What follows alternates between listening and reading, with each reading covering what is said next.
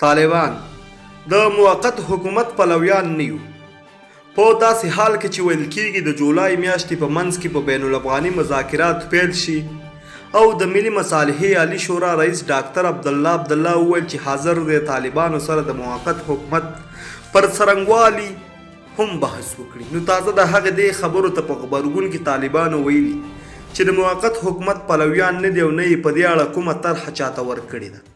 طالبانو ویلي د بین الافغاني مذاکراتو پر وړاندې یوازینی او لوی خنډ د بندیانو د خوشي کېدل دي او تر بشپړېدو وروسته به یې سمدستي مذاکرات پیل شي.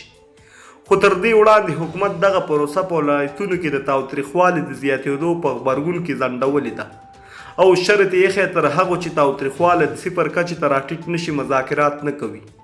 د طالبانو ویان د شمشاد ټلویزیون سره مرکه کې ویلي افغانان باید د بین الافغاني مذاکراتو یا د افغاني قضیې په تړاو تصمیم په خپل لاس کې ولري او له هر نوع فشار نه خالی وي.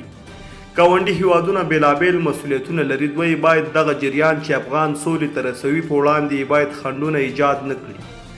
مجاهد هغه واضح رد کړي چې د دوحې په مذاکراتو ټیم کې تغییر او تبدیل راغلی دی او زیاته یې کړه کله چې د بندیانو قضیه حل شي نو د مذاکراتو ځای به وټاکل شي. د ناستې ځای مهم نه دی، د خبرو پیلېدل مهم دي. موږ له کابل سره د حکومت تر عنوان لاندې خبرې نه کوو، د جهتونو په حیث مذاکرات ورسره کوو. مجاهد زیاتوي په خپل منځي خبرو کې د امریکا په شمول چې هر چا ته اړتیا شوه بلنه به ورکړو. مجاهد ټینګار کړی چې تر اووه ورځني اورکم څخه راوروسته طالبانو 40 سلنه عملیات راکم کړي، خو په وینا یې د اوربند وخت ته هم لا نه یو رسېدلي، ځکه کله چې مذاکراتو کې د اعتماد فضا جوړه شي بیا به اوربند خبره کېږي.